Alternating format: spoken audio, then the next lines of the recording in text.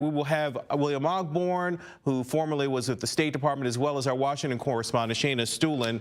They will be with us shortly to talk about this. Meantime, the timing of this satellite launch seems to play right into President Trump's contention that the U.S. has to keep an eye on Iran. Just today, we learned an Iranian-backed militia group in Iraq fired dozens of rockets at ISIS in Syria, and that news comes just days after President Trump announced plans to move about 5,000 troops he's withdrawing out of Syria into a U.S. base in Iraq. He suggested it's a strategic move to watch Iran's activities, but the announcement drew immediate backlash from the president of Iraq, who was apparently annoyed that President Trump didn't ask permission to move more U.S. troops into the country. Iraq says the only approved mission for the U.S. in Iraq is to fight ISIS.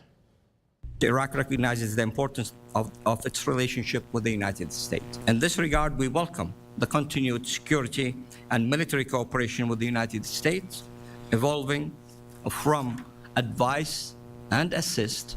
So for that purpose, the U.S. forces are in Iraq at the invitation of our government. Joining me now, as I mentioned, our Washington correspondent, Shayna Estulin. She's live with us. Shayna, I want to go back to those satellite images that we saw of apparent, rocket launch either happening or, apparently happening there. Fill us in. Yeah, sure. So experts who have studied this believe that Iran was successfully able to launch a satellite rocket, but they don't think it actually got all the way to space this time. But Iran has successfully launched satellites into space in the past. They've gotten a monkey into space, so they've had some successes there. The White House thinks this is not about space. They think this is all a front for Iran to actually develop their ballistic missile capabilities. But again, some experts who look at this believe that those two things are very different. A rocket you need to launch a satellite into space is not the same type of rocket you need to, let's say, launch a warhead at a faraway target, Derek. All right, and now joining us is William Ogborn, global risk analyst and also formerly with the State Department. William, thanks for being here. I want to ask you about this rocket launch, the satellite images that we see out of Iraq. What's your take on them? Are they provocative?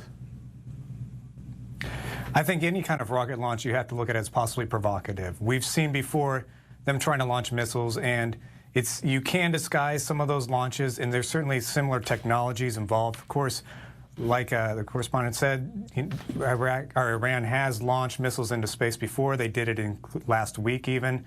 So that's not a surprise, but this launch was unsuccessful, which makes us a little bit more skeptical of why it was unsuccessful, since they've been able to launch into space before and maybe what they were trying to achieve with that launch. The timing of the satellite launch seems to play right into the hands of President Trump and his feeling that the U.S. needs to have at least a presence in Iraq in order to keep an eye on Iran. And he's looking to move troops out of Syria into Iraq to do that. But it's not sitting well with the president of Iraq. He came out very strongly saying that the president didn't ask permission and that maybe he should have. Take a listen.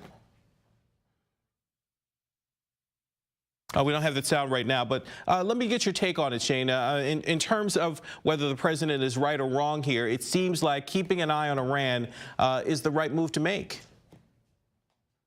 Well, President Saleh of Iraq basically said, do not involve us in your fight with Iran.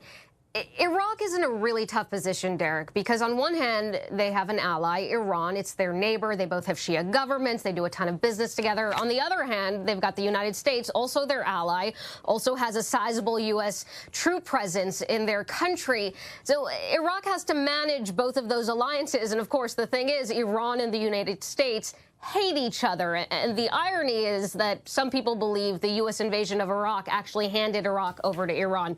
Regardless, with all the criticism coming from Iraqi's president and other lawmakers, Iraqi leaders are begging the United States to stay in their country, at least for now, because they know or they believe that if U.S. troops withdraw, ISIS will come back in a meaningful way, Derek.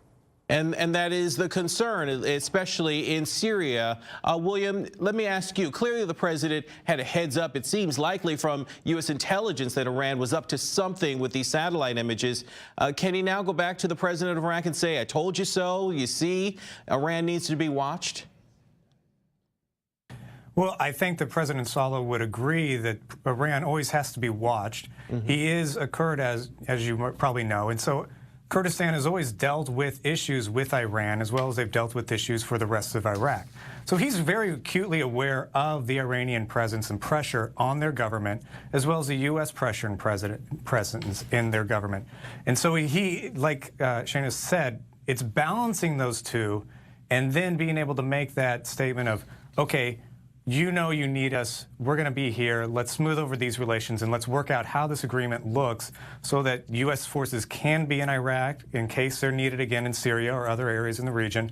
And we will also be, of course, keeping an eye on Iran, not that it's going to interfere with what your government processes are, but just in case something goes wrong and they try to do anything like take the oil fields in Kirkuk. Right. You know, I want to turn now to the crisis in Venezuela. The power struggle continues between disputed President Nicolas Maduro and self-declared interim President Juan Guaido, and the people of the country are caught in the middle. I mean, take a look at these images we've gotten in. Blockades set up by Maduro's military to stop humanitarian aid from arriving.